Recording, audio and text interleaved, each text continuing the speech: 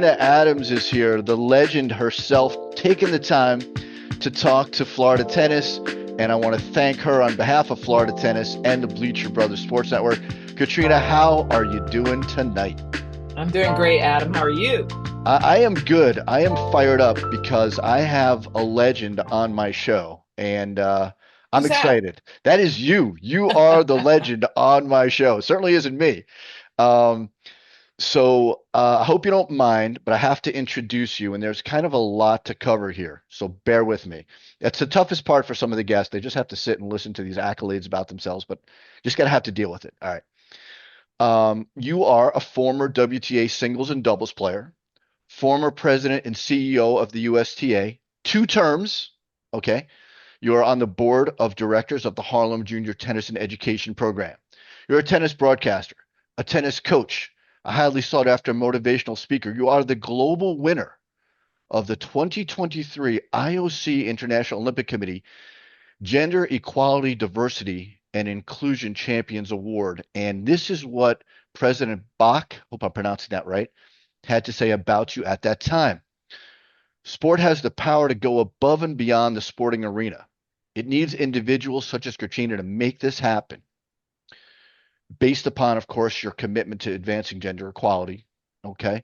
He added, she has done outstanding work to improve opportunities through sport for girls, women, ethnic minorities, and disadvantaged youth. She continues to raise standards and truly deserves to be celebrated. Wow.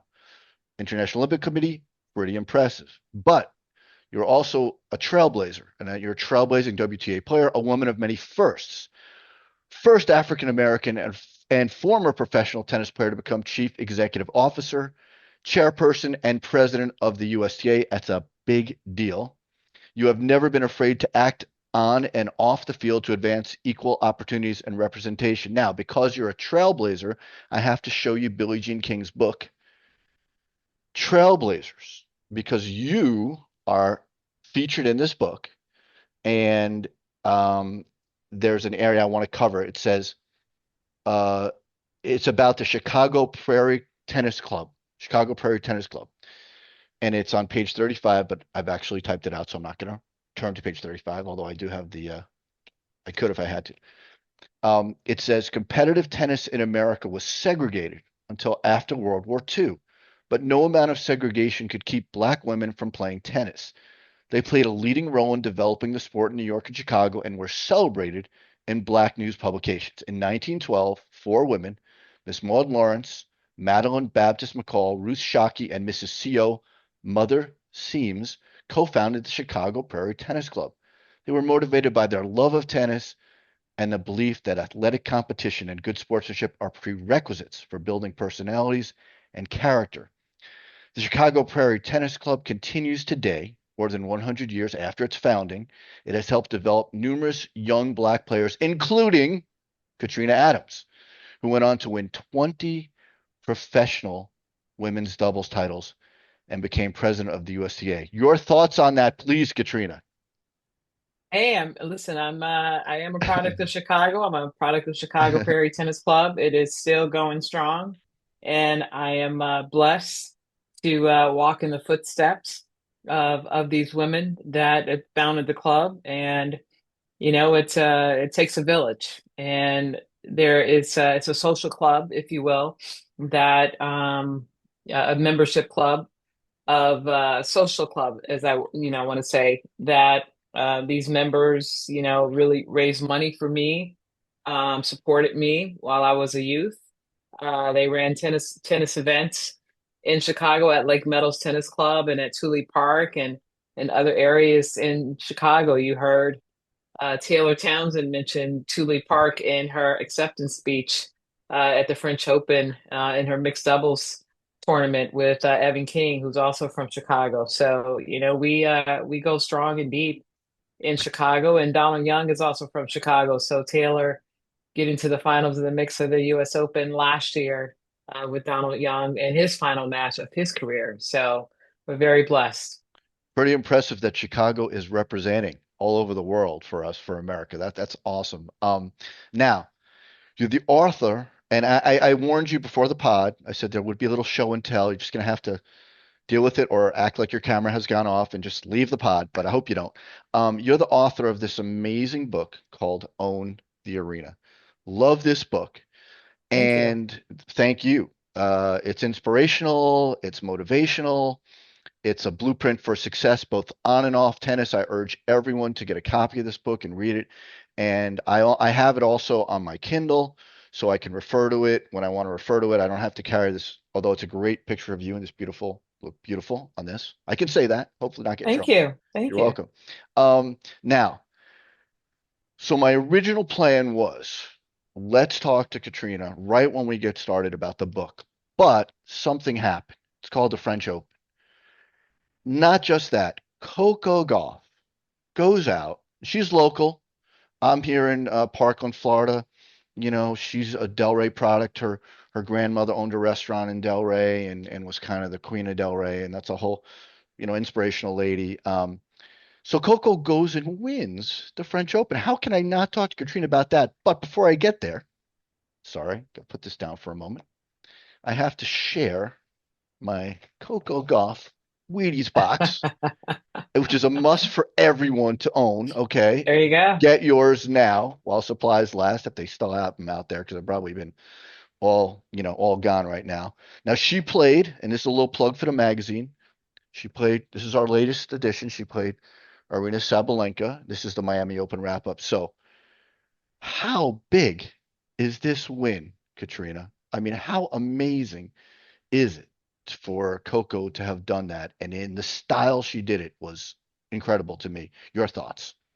No, it's huge. I mean, first of all, anytime you can have an American to win a Hmm. major, it's huge. So Right. kudos and congratulations to Coco for winning the French Open, Roland Garros.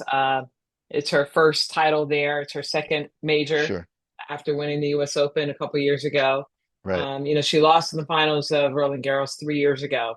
So it's definitely a mission for her to come back and win it. She said that it was a dream that she had dreamt that she had won the French Open. And, she did it this year. I mean, she came back after being down and won. She won it in style, beating the number one player in the world. And, I mean, we're proud of Coco. She never gave up. She never showed that she was down. She never looked defeated. And I think for her, with her perseverance, her grit, her determination, always fighting, always digging deep, is the reason why she won. And, we're very excited for Coco. I know I'm getting older and more emotional, but I actually found myself emotional when she won. But I'd be remiss if I didn't talk about another moment I've had of real emotion this year when Madison Keys goes out and wins the Australian Open.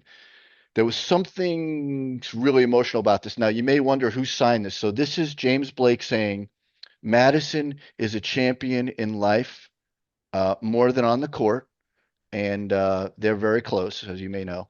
And then this is Big Foe, Francis Tiafoe, saying to Maddie Keys, love you, happy for you, go get another one. So, I mean, come on, how big is Maddie Keys? You got Maddie Keys, Coco, but let's talk about Maddie. That was a big, big moment, no? A biggie, right?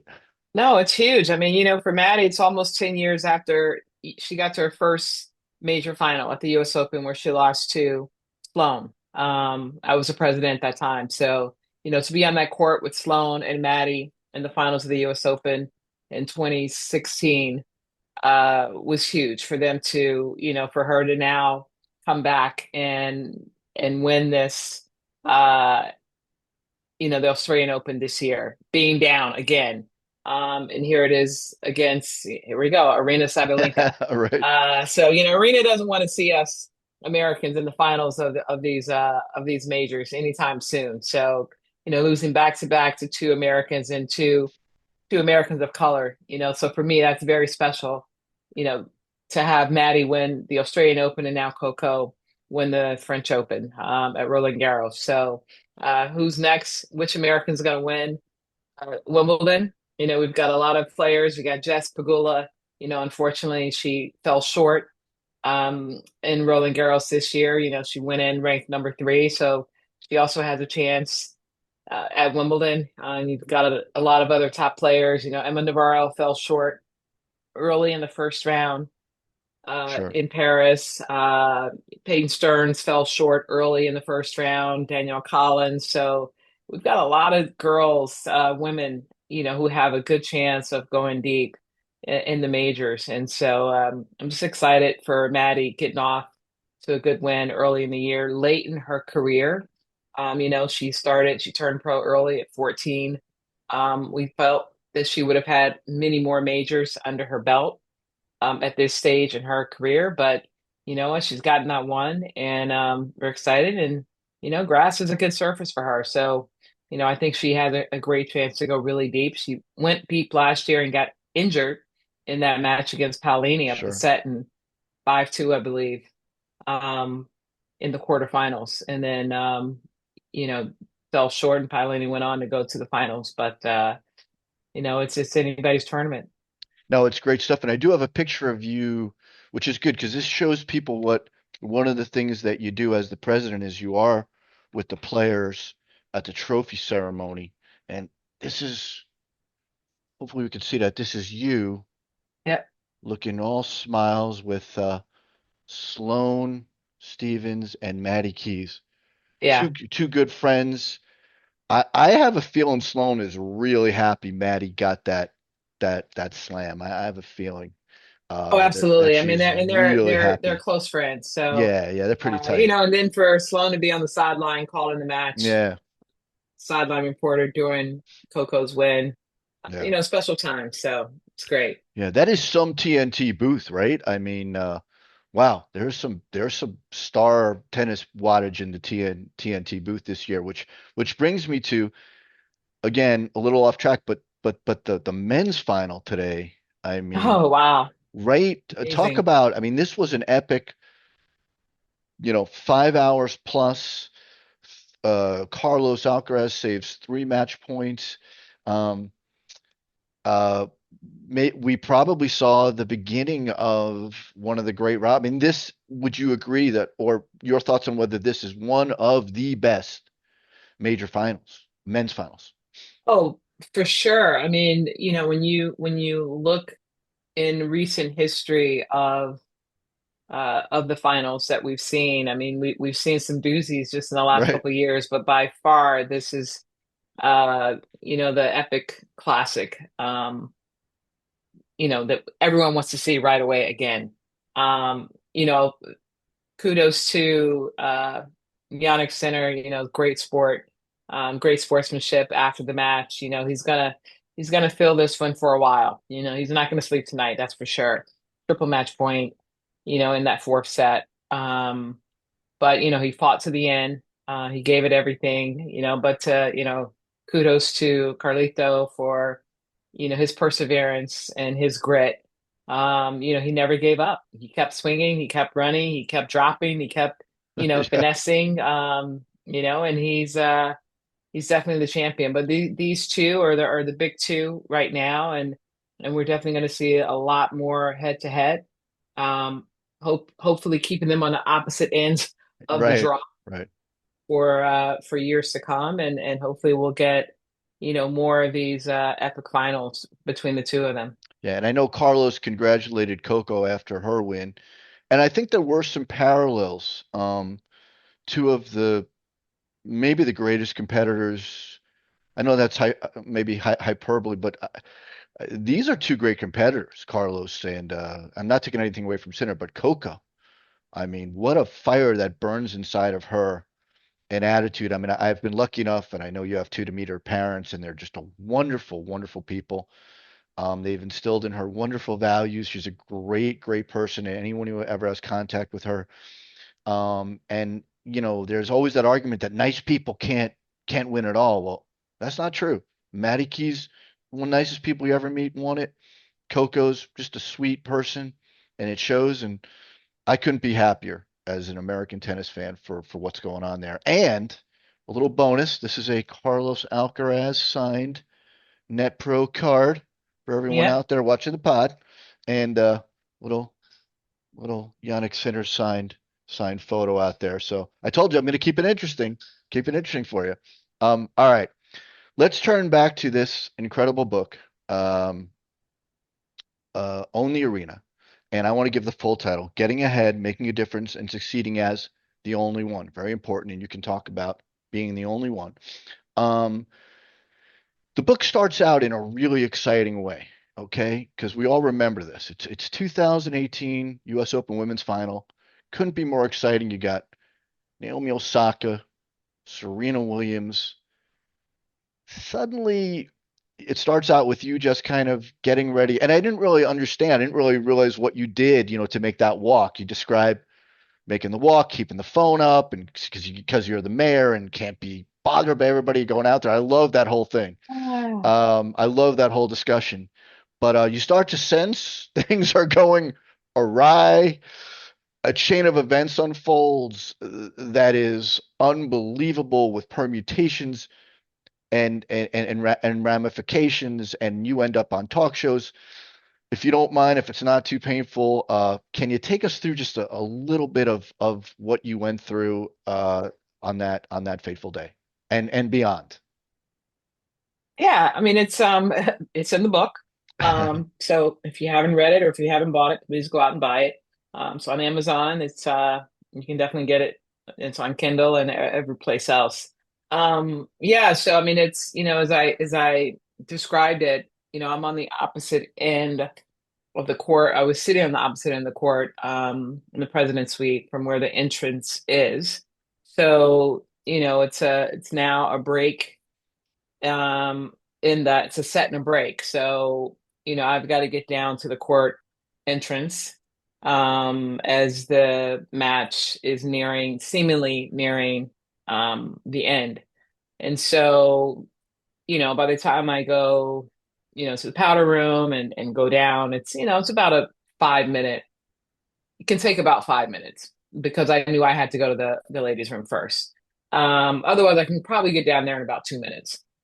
But kind of took my time a little bit. And by the time I got underneath the stadium, I could hear a raucous and didn't really know what it was and understand what was happening. But by the when I got out, I still didn't know what had transpired. But the score line, had changed rapidly, like two games. I'm like, what did I miss? And, when it was explained to me, I was like, wait, what? What, what are you talking about? And that's when the game penalty had happened, not just, from the I guess I guess it was a breaking of the racket. I don't remember at this point now. Breaking of the racket. So it was a point penalty, but then the game penalty. And so where Serena had disagreed with the chair umpire at the time. And so still, so I've got somebody in my ear trying to explain to me. So you couldn't really hear with the acoustics at that time, which has now been fixed, but with the chair umpire speaking in the stadium. So I went back inside to listen on the television because you could hear what the commentators were saying, um, just to get a clearer understanding. But I'm sitting there, and now this is, I guess I went inside afterwards, but I'm sitting there and play is continuing, and now Serena's like locking in on me, and I'm like, I can't help you. Please don't look at me because I can't really help Yeah, you with what's going on. But anyway, she holds serve, um, and then Osaka closes the match out. So that's when I went inside to listen to the commentary to kind of get a feel for what had transpired, to know what I was getting myself into for sure. the trophy ceremony, and trying to get my thoughts together as far as what I was going to say, how I was going to say it, etc. Because you have a script, and the Right. script was not going to do this situation justice, if you will. So I'm just trying to, and I know both of them very well. I've known Serena since she was, I don't know, 9, 10. I've known, I knew Naomi since she was probably 14 as well, playing on the Rising Star little circuit, and um, etc. So, and watching them over the years, and so, and trying to not make light of the situation, but trying to calm down the situation, and just letting them know that they were both champions, on and off the court for everything they've done, etc. My words were misconstrued by many of the people off the court. And unbeknownst to me, I didn't realize how people had taken my words. So the ceremony had gone on. We finished the ceremony, etc. Nothing was really said or said to me or otherwise. Went back up, we took the photos, went back upstairs to the suite to gather my stuff. And on my way to the hotel, you know, my phone is blowing up with innuendo and tweets and this, that, and the other. And then our comms person is like, "Can you be here tomorrow at X time to do this interview and do that?" I'm like, "Yeah, why?" Sure. And then, all this negative stuff is coming out. I'm like, wait, what? So I've been called a racist. I've been called this, that I favoritism towards the black player. And I'm like, which one? I'm like, yeah. I'm like, what are they talking about? Sure. So at this point, I hadn't heard the replay of, and I still didn't hear the replay until I was on the set of ESPN. I think it was ESPN the next day. I still hadn't heard what I had said to even understand what people were talking about. Sure. Because, I've got meetings and I've got all this other stuff that was going on. I'm still like, I'm like, I still don't understand what they're saying. So at any rate, people are going to grab Sure. a soundbite for what they want and then are going to run with it.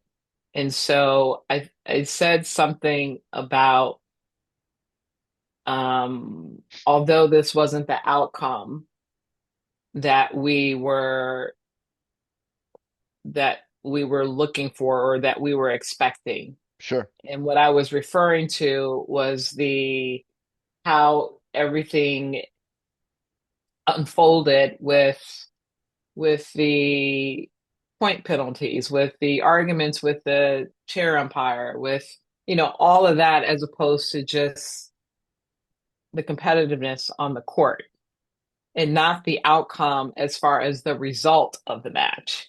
Um, and so, I got called all kinds of stuff, and I'm like, whatever. But it makes you realize that you just have to really be careful, even more careful. I mean, I'm in media, so I recognize how careful you have to be with your choice of words and how you state things, et cetera. But in that moment, you know, I was actually more concerned about these two women's emotions and, and looking at how they were actually really supporting one another in that moment, um, which was more important to me. So, Sure. yeah, it was a very interesting, 30 minutes, I would say, from leaving my seat to getting down there to watching what was unfolding on court to then what had unfolded off court. I mean, not on stage with, the booing. And I mean, when you feel like you have 20,000 people booing at you. And I'm like, what are you booing at me for? What did I do? I was like, wow. I mean, I got introduced and the boos came. And I was like, oh, they're not booing at me, they're booing at the establishment. I'm like, okay, so they think that we had something to do with what just happened out there. I'm like, okay, I get it. But, and understanding as being a former player, I think I was the right person to be one, being a former player, one, being in media, one, being a person of color, one, being friends of both of them. It was the perfect storm of being the right person in that moment because anyone else, any other president would not have survived or been able to handle that moment because they would have been ostracized Sure. completely. Yeah. So things happen for a reason. In reading that, just listening to you talk about it, it makes you sweat a little. It's so intense, really, what you went through. Um, but I love the fact that you were so caring to get in touch with Sasha, who was working with Naomi, get to Naomi, make sure everything's good, and she was gracious. And then I love the fact that you got with Serena, and then Serena got with Naomi, so that everything was good between them. So it was kind of like I got the inside info from this book as to what actually went down after that. And that was nice. That was nice because all we're seeing is kind of the this show and that article, but there are people involved, people that you care about, people that care about you, people that care about each other. So it's nice to see that it all And listen, worked we're all out. human. We're all Yeah, human. And what people don't realize is that in the tennis world, we're all a family. And we are a quote unquote sorority, if you will. And so that's the beauty about us as players. At least 99% of us are. So there, we we're out there to survive and we're out there to support one another and everyone wants the best for everyone. So that's what I love. but you're right. In listening to you and looking at this, you were the perfect person to navigate these choppy waters at that time. I'm not sure it could have been accomplished by anyone else. So I will say that you got through it. It was smooth ultimately. Now we're going to go to the tennis time machine, Katrina. Take us through your early years in Chicago, your progression as a tennis player through winning the Illinois high school state championships, the great success you had for 2 years Northwestern University college team, your transition, there's a lot going on in this question, into the professional tennis and the WTA tour. And I believe you said in your book that the only trophy that travels with you from residence to residence is your most improved, I love this, player award from your earliest days as a player in Chicago. Is that right? It is. I That's, wish it's in my other room. I wish I had it in here. If I had known okay. that, I would have had it in here to show you. And But that's yeah. on me because Katrina is all about preparation. She sent me an email, and if I had just put that in there, we would be looking at that trophy. All right, that means you have to come back sometime down the road and show us I that mean, trophy. as far as from my juniors, it's the only one that I That's have. I awesome. have my professional trophies, but yeah, it's the only junior trophy that I've kept. Do you want to talk a little bit about your evolution from watching your brothers from through the fence to getting on the court to becoming? I mean, it's really incredible to become a professional player. You can just take us through that a little bit. Yeah, I mean It's it's in the book. it's yeah, it's in the book. Yeah, my brothers were in this summer program. I was a tag along sister because I was too young. The program was for 9 to 18-year-olds and I was 6. So I literally sat outside the fence for 2 weeks, and pretty much harassed the coaches and my parents for 2 weeks. And the supervisor of it was a boys club. It wasn't boys and girls club then, but harassed the supervisor of the club, why can't I play? And I was the ultimate tomboy. And I was better than all these kids out on the court, as far as being an athlete and hand-eye coordination. And I'm a visual learner. So I literally watched what to do and what not to do. So when I Sure. did get a chance to get on the court, I knew exactly what to do. And the coach was like, "Have you played this before?" I'm like, "No, but I've been watching them for 2 weeks. I knew exactly what I'm supposed to do." And, it was kind of love at first hit, if you will. So, um, they had chopped down a little racket for me. And I was fairly tall for my age. So I wasn't a puny little thing. But I mean, I loved it. So I went down, it was from 8 weeks. It was an 8-week program. I was only there for 6 weeks, but I was better than all the other kids by the end of the by the end of it because I actually wanted to be there. And I don't think any of the other kids really wanted to be there. Sure. There were a few kids that actually continued to play, beyond that summer into the next summer, into the fall and other times of the year. Um, but yeah, so I played that summer and then like on one of the coaches took me under his wing. I played like once, on the weekends during the fall. And then the next summer, the full summer camp at another location at Lake Meadows, which is now Chicago Prairie Tennis Club. And then, started playing a little more during the school year, like once during the week, and then on the weekends, and then it just kind of progressed from there. So Now it's impressive, and you had a successful high school career, successful college career, your transition to the pros. Talking about your professional career, I have with me an encapsulated Katrina Adams card. It is a 9.5. You're a 10, but it's a 9.5 because in the card world, it has to be perfect to be a 10. But I'm happy to have my 9.5 Katrina Adams card. So I love this. there you go. I have a 10. You got a 10? I have a 10. All right. We'll have to talk later. Um, but next time you come on the show, I want to see the 10 and I want to see the trophy. There you go. But successful singles player, but really a great success as a doubles player. Awesome wins with Zina Garrison. Wins over Martina Navratilova in doubles. Um, Wait. Martina and Pam, put them together now. oh, okay, my bad. But Martina and Pam, which There you go. is an There you outstanding doubles team. So go. my bad. There you Now I wanted you to talk about your professional career. I also wanted you to talk about playing this lady, Chris Evert, go. There you okay, go. and the mighty Martina. Dude, do you have a magazine that's not signed by any of the greats? I love I this. I, I have a tremendous autograph collection going back to Suzanne Lenglen and Bill Tilden and Althea Gibson. I have Oh, a ton. I love got it, into love it. collecting Althea Gibson, and I have some very unique. I'm going to show you. I have with me one really cool Althea Gibson item that you're going to see tonight. Okay, Oh, I love that. that's I signed. love that. That you're going to dig. You're going to like this. Anyway, if you just want to talk, great pro career.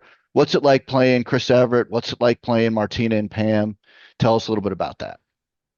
Um, well, let's see. I played Chrissy in my rookie year at Wimbledon in the fourth round, Hmm. and I thought I was great stuff. I was up a set, won the first set, and was 3-all in the second, and then I realized I wasn't great stuff. That she was actually Chris Evert, and she figured my game out, and then I don't think I won another game. So, uh, yeah, but she was the ice maiden. You never saw her sweat. She never lost her cool, and um, her racket is back here over my left shoulder. It's one of the rackets that I actually grew up playing with. It's not one that I got on eBay or anything. I've kept one of every racket that I've ever played with. Love that. So, yeah, so it's pretty cool. I have a bag full of them. And that one behind Um, you is signed by Chris and Roger Federer, right? yeah, that's one of his rackets. Yeah, So, that's a Federer racket signed by Federer. Is that right? yes, yeah. Yeah, that's So, awesome. Of course, you've got the Althea Gibson stamp picture in the Life magazine that I love with the Arthur Ashe and the signed Muhammad Ali yeah, so boxing that glove. was given to me. That actually was given to me by Bob Green from um, Massachusetts when I became president. Nice. That's a Um, great gift. so yeah, he thought I would really appreciate that, which was very sweet. No, So that's great. So to answer your question, I do have a lot of signed stuff. But talk about the win, your win, Martina and Pam. That's an intimidating team. Pam is probably underrated. I mean, she was a phenomenal doubles player. And yeah, Martina, no, first time I played him was with Zena at the French Open. I don't remember which year, maybe 89, 88 or 89. And we actually lost them. So, but two close sets. I never went on the court not thinking that I couldn't beat anybody. So for sure I thought we could beat them. But I think that was the year that they would probably in their run of not losing a match. Um, but learned a lot from it because, it's the first time you play people, you don't know what to expect. I think I played them maybe 2 or 3 years later, played them with at Hilton Head, and played them with Mercedes Paz from Argentina. Zena didn't play that year, and we beat them. So I've got a couple wins over them, which is pretty cool. Yeah. But anytime you can get on your resume that you've got a win over that team in particular is awesome. Zena and I beat Martina and Lori. Um, Lori McNeil. yeah, in Houston one year. So, that's pretty Oh, cool as well. So, that's some rare um, air because, that team was money. I don't know how else to put it. That team was a force of nature. yeah. Speaking of forces of nature, you've done a lot post tennis broadcasting. Let's talk a little bit about broadcasting. You mentioned in your book, I think Leslie Visser as being kind of an inspiration. I had the unbelievable luck to interview her. I did an article on her, and wow, broke every glass ceiling. Yes, I do get stuff signed. This is her book. Sometimes you have to cross when it says "Don't walk to Adam." Cheers to you. So right there, that's Yeah, my she's amazing. Yeah, yeah. I It get to work was with her. So I'm very lucky. wow. There isn't enough time to discuss every single thing she's done, every hall of fame she's in, but very humble, very funny, and some of the best stories of anecdotes. She's got that great anecdote about interviewing. It was Hannah Monlakova. Has she told you that story where she's working with, the story where she's talking with Brent Musburger, and he sends her out. She's, I think the line was, uh, she says something like, "What do you attribute this to?" And she says, "My couch." Hannah says, "My couch," and Leslie's thinking, "All right, she's got some really comfortable couch." And she's like, "Where did you get the furniture?" And Musburger's like losing it, and she's like, "My coach, my coach." So anyway, you know the story. It's still funny. I'll Yeah, always be yeah, funny yeah, yeah. as the and Leslie's great. Leslie tells it so much better. But broadcasting, tell us about your life in the media and broadcasting. What do you love about it? Oh, I love it. I mean, I got into it back in 2003. I studied communications at Northwestern when I Hmm. was there. And I left school early to play on tour. And when I was retiring, um, when I retired from the tour, I actually became a national coach for about 5 years. And when my body was breaking down, I had to figure out what I wanted to do. Sure. And I said, hey, I always wanted to commentate. As I was on tour, I would be a guest commentator in the booth here, guest commentator there, and I enjoyed it because one, it kept me in the sport, it kept me close to the players, kept me traveling, and I started working with Tennis Channel. So I was the first commentator for a Tennis Channel when they actually flipped their switch Wow. back in 2003. Historic. So their first broadcast was Fed Cup, then Fed Cup, which is the U.S. against oh gosh, I think it was Czech, Hmm. in Lowell, Massachusetts. And so, that was my first time on air in front of a live camera, which was with Barry Tompkins. He was my color analyst at the time. So that was pretty awesome.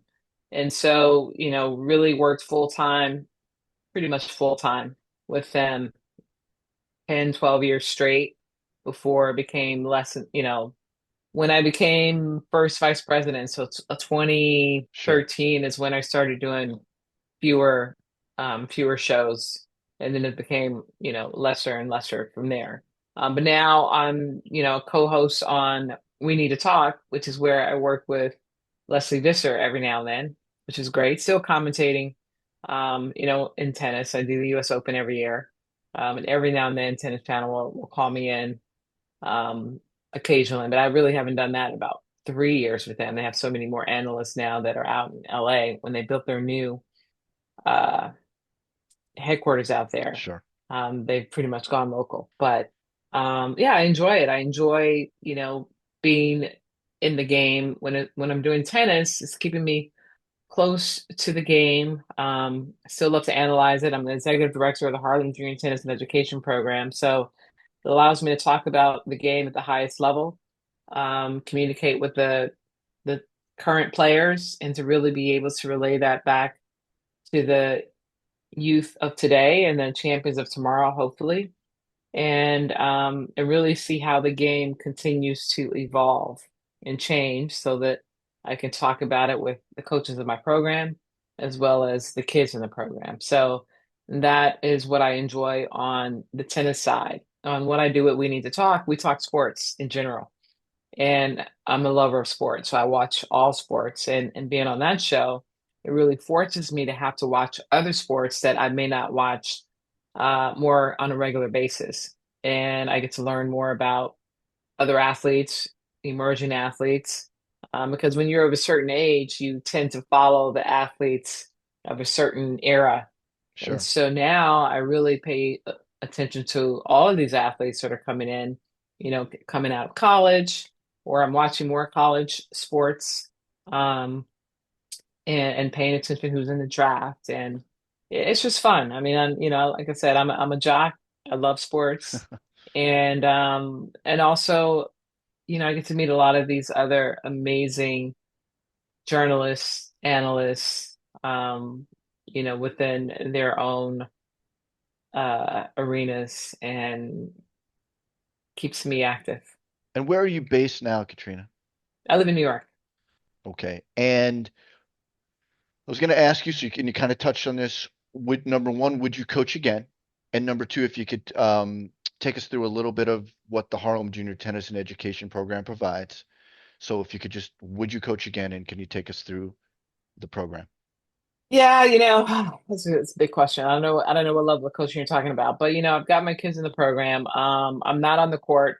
Um, I'm pretty much not on the court. So I actually coached our kids at our junior team tennis sectionals Oh, a great. few weeks ago, which was actually pretty fun. We did the 18 and under Nice. division. So where we have two girls and two boys, they play singles, doubles, and mixed. And so that was fun, being back out there and talking tactics and etc. And then it reminded me why I retired from coaching. Um, but you know what? We're always coaching, right? I mean, I'm always in the game, even watching the matches. And when you're an analyst, you're always in the game, right? You're Sure. always coaching in your head. So I'll never say never. I love the game. I love everything about it. I love the tactic, love trying to be tactical about it or sharing the tactics with others. But my program is nonprofit. We're an NJTL chapter here. We're 53 years young. I've been involved in it for 19 years. We're tennis education and wellness components.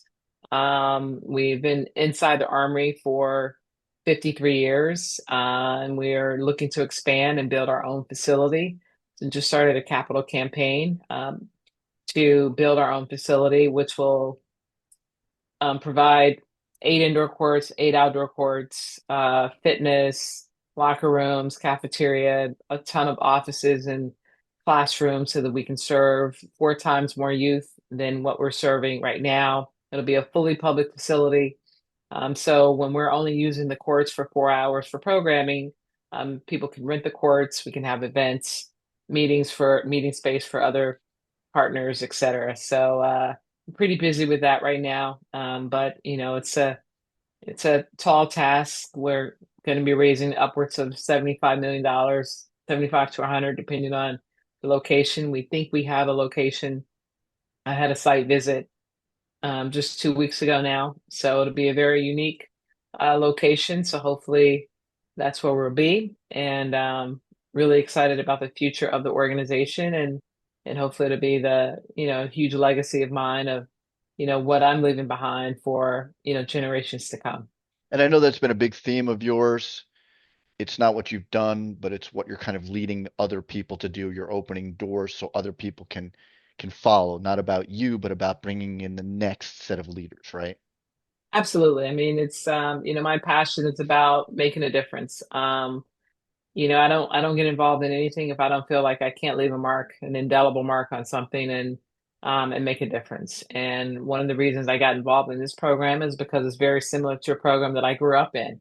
And so I understand what these programs provide for these young players, young student athletes, providing the life skills that can make them successful in life, opening doors, providing opportunities for them to earn a college scholarship. Not everybody's going to be a professional tennis player, but they're going to be a professional in something. So whatever their little heart desires that they want to aspire to be, they're learning the life skills that the sport of tennis is teaching them to be the leaders that they will ultimately become, and to know that I have a hand in, lending that hand to them to help them do that means the world to me. Yeah, very similar to what Malavia Washington was kind enough to do the podcast was telling me about his foundation. It's about not necessarily producing great tennis players, but great citizens and great showing children who may not understand what the future could be versus kind of what they've maybe grown up seeing and what their potential could be. So it's interesting. Well, I we're guess both NJTL chapters, so yeah, we're doing the yeah. same type of work. And so I learned a little bit from James Blake when I interviewed him about what a tournament director does, and he was lamenting how difficult scheduling is. And now from your book, I learned a lot about, I think, what the president and CEO of the USTA does, and I was stunned by the level of detail that you were dealing with in terms of just talking about the president's suite, which is where, which is what's shown on TV and all the celebrities and the VIPs and other people and volunteers go in there. But you're wondering about who's invited, what food is served, and you wrote in your book just about being in that position. We consider every detail from how many heat breaks during a match to the number of towels to supply to each player, about four per player, unless it's Rafa, who goes through at least a dozen. I love this. We even think about how many times to pre-wash the towels to lose that slick new towel texture and allow for the maximum absorption. Now, this made me laugh out loud because I listened, to another podcast called Nothing Major. That's Sam Querrey, Jack Sock, John Isner, and Stevie Johnson, and they actually were discussing how they didn't like the towels in Rome because they were a little rough. And I just it just made me laugh, kind of correlating those two things. And then no, you had a great anecdote about some hungry Well, celebrities. let's be clear. So, I mean, because I was a player, I was a little more involved in, or Sure. may have attended a few more of those tournament director, Yeah. U.S. Open meetings than maybe some of my predecessors or successors, for Sure. that matter. So, I don't. The president is not that involved Okay. in the details like that. I chose to be just because I wanted to learn more and be involved. So, we were capable or had access to be in as many meetings as I wanted to be. And because I lived here in New York, I made it a point to be involved and present. So not every president is really going to be that engaged in the weeds like that, if you will. Right. Right. But that was something that I definitely was involved in because one, I was a former player. So um, those are the things that interested me, and I wanted to know what was happening. But Yeah. it is a part of the details of, surrounded around the US Open. Well, you also had a great anecdote about feeding some hungry celebrities. Marissa Hargitay and Hugh Jackman were two of them, and a special meal that they got. The Southern cuisine was really cool to Julia Steele, the queen of the Chicago Prairie Tennis Club, the oldest African American. We've talked about an organized club that we previously talked about. So I thought it was astounding that it's just not you. I know it's you and your team, but the level of detail was astonishing. And I don't know if people know this. This is a volunteer, unpaid position that you're dealing with. So you have to kind of make a living and get consumed. Like it used to be a lot of times where retirees were doing this and people had made their trust funds or whatever. But Katrina Adams is out there also trying to, survive and make a living and doing this pretty, pretty heady stuff, right? Pretty, Yeah, but it was my choice, and that's, yeah. I was very fortunate. I still had my TV, I still had my speaking engagements. Okay. I was still involved in my program. So there's a lot of things that kept me busy. Outside of, running the organization. So uh I was blessed. Well, I mean, you're the president and CEO from 2015 to 2018, which is unusual because that's 2 terms. You're the immediate past president from 2019 to 2020.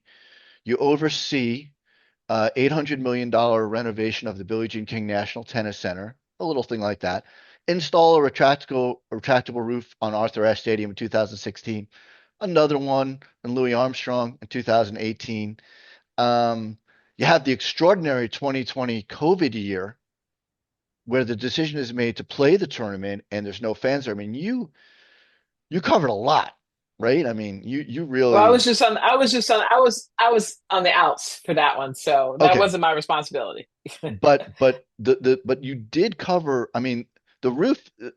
Look, an $800 million renovation for a nonprofit with retractable roof. That's a huge ask. No, that was a intense, was it not? Yeah, but listen, we have one of the greatest staffs in the world. We had a great board, so it is a team effort. I always reiterate that it's not one person, and that's what being a great leader is because you're surrounded by a great team, and collectively, it's that team that are doing what their roles are, leading their own roles in their own teams. So, that's what makes the USTA a great organization because everyone is doing their part. Well, I'm going to go to another important initiative that you had, and you're not going to take credit for everything. I get it. I'm going to push it on you.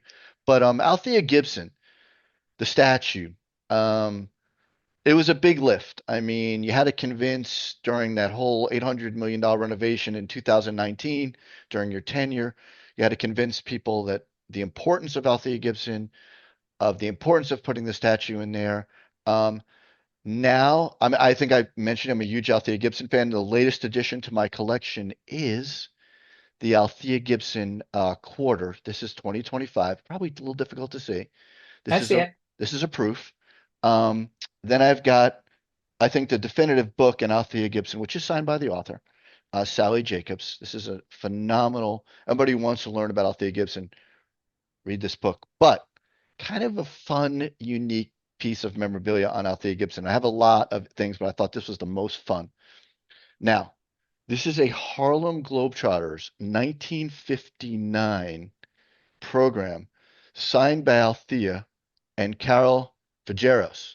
Okay. Now, I know you probably know this, Katrina, and you're looking for your own memorabilia there, but Yeah, I'm um, looking for my I always wanted to be somebody book, but oh, that's great. Yeah, I think that's it's a in my other book. It's in my other book. all right. Well, this is good for our second podcast. If you ever come back, I want you to come back.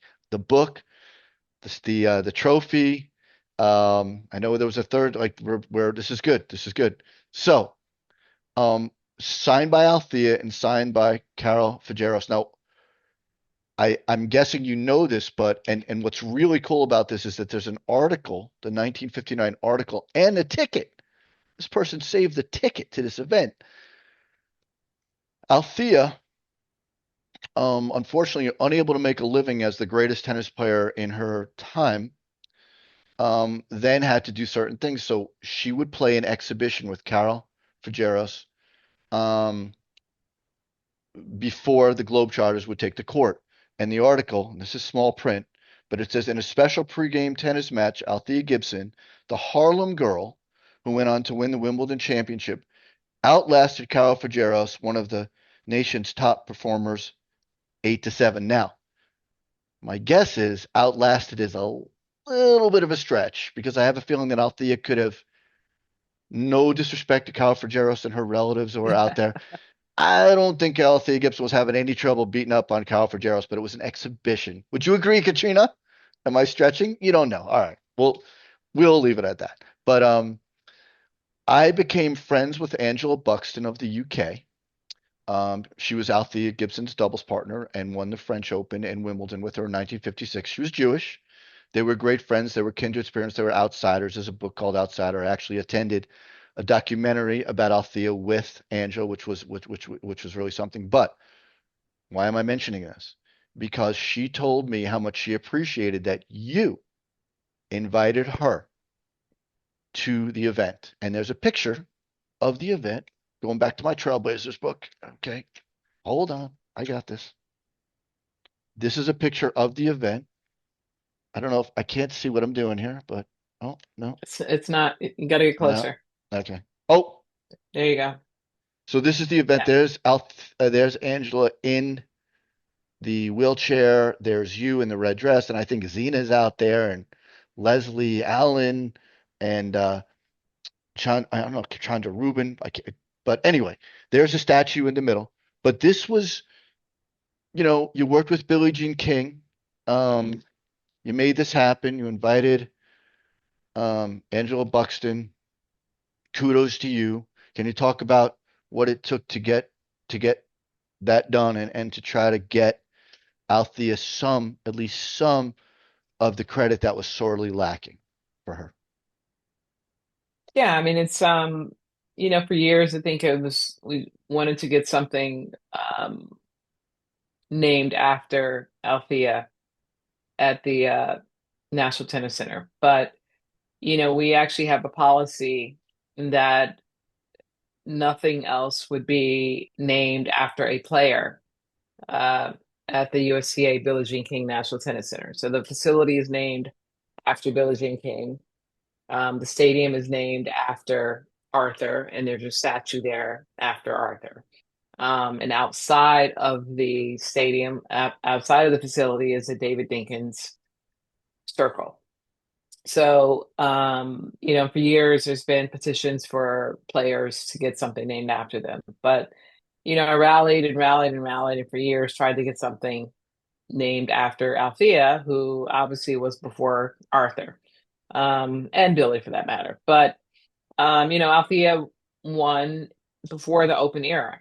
So she never really got her due because it was before the Open era, and a lot of people just don't know a lot about her. So, in the end, we prevailed. It was when I was a president, I actually went down to Wilmington, North Carolina for an event, which is where Althea was from or lived for quite some time.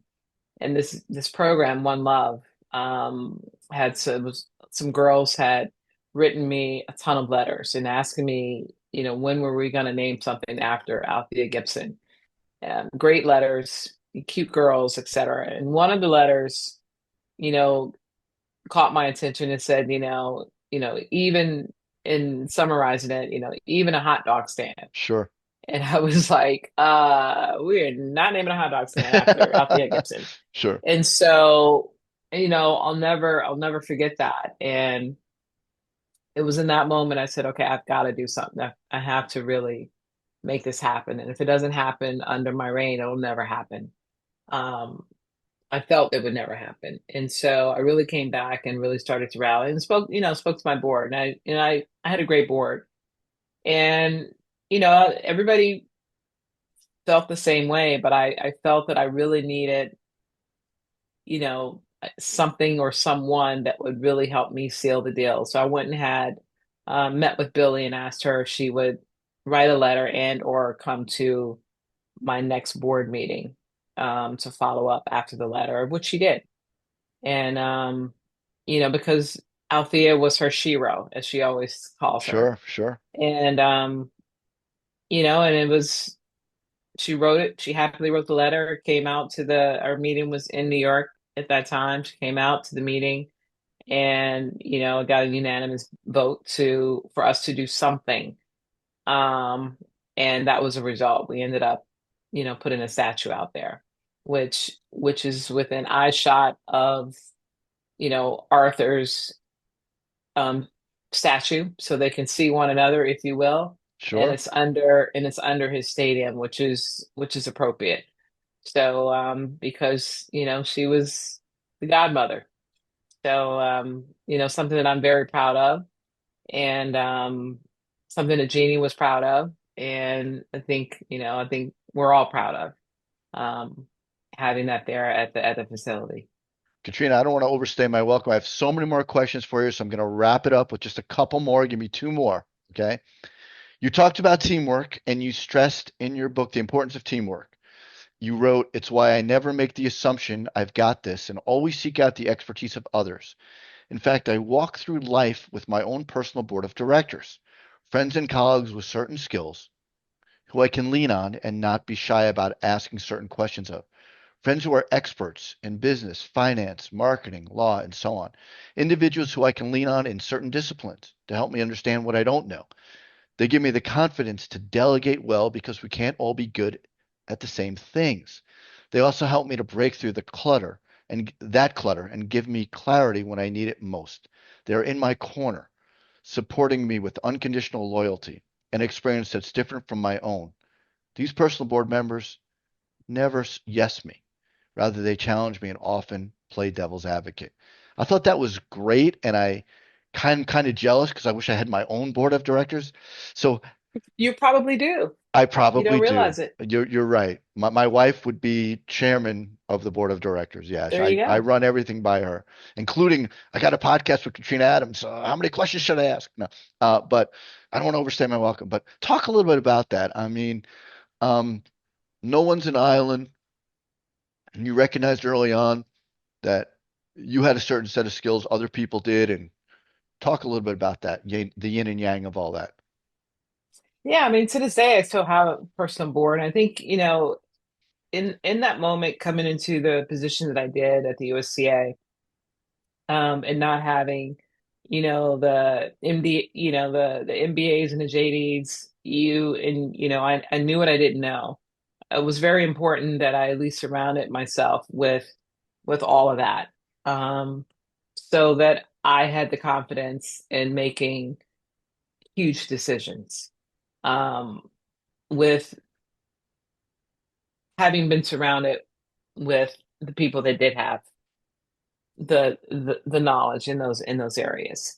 And so, when you have to make huge decisions, you want to make sure that you have everything that you need to make solid decisions. And so I would lean on individuals or a group of individuals outside of the workspace, Sure. because you know that your staff is trying to get a job done, or get a job done that would benefit them, and you want to make sure that you're getting the right answers.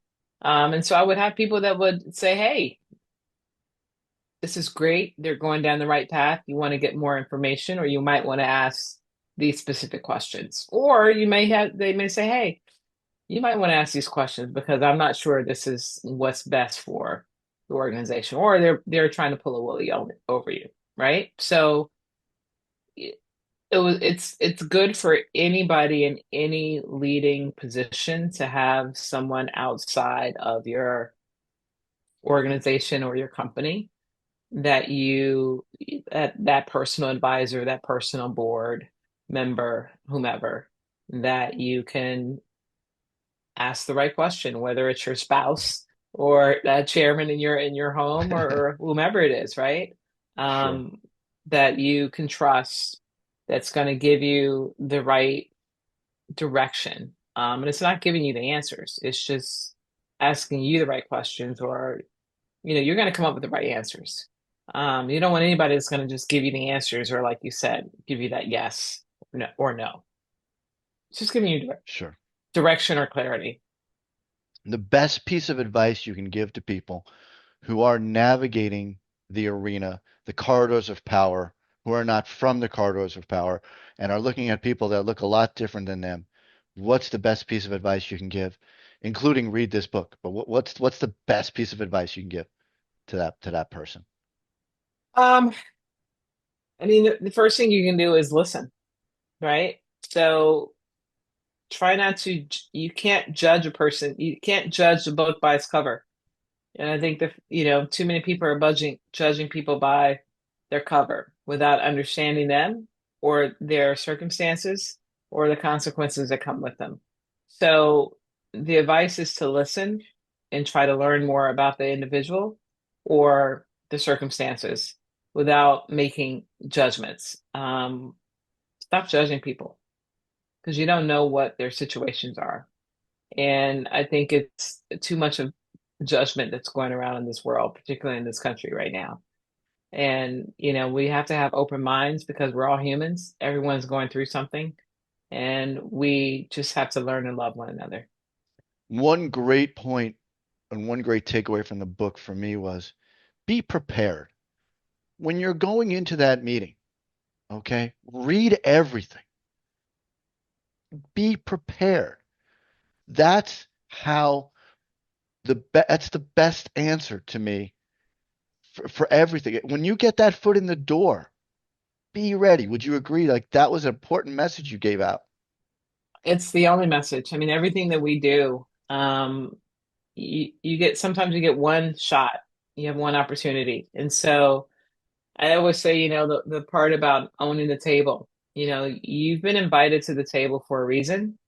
So if you're not prepared, you may not be invited back.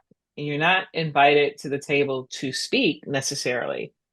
You're invited because you have a certain level of knowledge and you may have a certain perspective. So if you're called upon, be ready. You may not be called upon, but if you're not prepared and you're called upon, you may not be invited back to the table. So preparation is everything. I always say, when you are invited to a reception or a meeting or anywhere and you're like, oh, I don't want to go, or I'm shy, or, you know, the icebreaker is find out who's going to be in that room. There's no excuse for you not to know who's going to be there. Pick a couple names, go on LinkedIn, do a little couple research, a little of the research, and find out what your similarities are. Somebody's going to play tennis in the family, or somebody's would have gone Right? to the same school, or somebody's child. Something is going to pop up, and you go, "Hey, Adam, nice to meet you. I'm Kat. Hey, I understand you play tennis." It could be the CEO of the biggest company there. You're not even talking about business, and you're just breaking the ice, and you're talking about tennis. And before you know it, you may start to talk about business, but you have such a good relationship and a good rapport now that, by the way, hey, by the way, I'm the CEO of X company. Oh, you are? Oh my goodness, I'm such and such, and then now you're nice and relaxed before you even get into the business part of things. But you have to understand how to break the ice or get yourself to be relaxed in the company of people that you feel like you don't. Some people say, I don't belong in that group.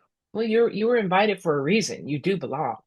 So find a way to be more prepared in these environments where you feel like you don't belong. Great advice. And, Stan Smith's recent book, Winning Trust, said very similar things. If you want to do business with people, don't talk about business. Get to, create an environment where you get to know them and they get to know you and let it blossom naturally. If you come in with a contract or a proposal, not going to happen. So, I mean, Exactly. you elite tennis players, you know what you're talking about. It's impressive. All right, we're going to get to the last question. Katrina's like, okay, finally. All right, Yeah, I'm but hungry. here we Dinner go. time. Here we go. Let's do this. All right. Last question. We've been looking back in the time machine. Now we're looking forward. What are you doing now? What are your goals? What are your hopes? What are your dreams? What is Katrina Adams up to? Where can we find you? What are we going to find you doing in the future? What do you want to be doing? Dude, dude. I'm heavily involved in my program, as Hmm. we discussed, Harlem Sure. Junior Tennis and Education Program. I talked a little bit about what we're doing, in the future as far as hoping to build this new facility. We're just starting this capital campaign. So, um, fundraising, trying to raise 75 to 100 million bucks. So if anybody wants to get in on a bandwagon, give me a shout or go to our website, learn more about us, hjtep.org. You can email me at kadams@hjtep.org. Um, this facility hopefully will be done by Fantastic. 2030. So there you go. That's the next 5 years of what I'll be doing. You know, that's one side of me with the program. I'm still looking to get on that one or two corporate boards or private board.